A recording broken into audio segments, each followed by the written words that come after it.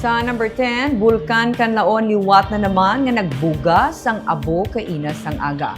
Matapos ang pila ka semana liwat na naman nga nagbuga sang abo ang Bulkan Kanlaon 806 kaina sang aga. Gilayon nga ginpaandaman sa Provincial Disaster Risk Reduction Management Office ang mga nagapuyo malapit sa bulkan nga mag-ulo aligmat batok sa ashfall. Sa Kanlaon City wala sang ashfall pero nag-usbong ang baho sang sulfur sa barangay Lumapaw, Masulog, Linuthangan, Pula kag Malaiba. Base sa records ng FIVOC sang Miyerkules, 5 ka mga pagtayog sa sulod sang bulkan ang na-record.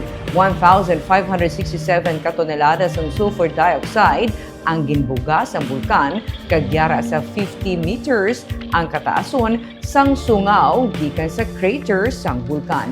May paghubag sa gihapon sa sulod sang Kanlaon. Nagapabili ng Kanlaon sa Alert Level 2. Hindi pwede makasulod sa 4 km permanent danger zone.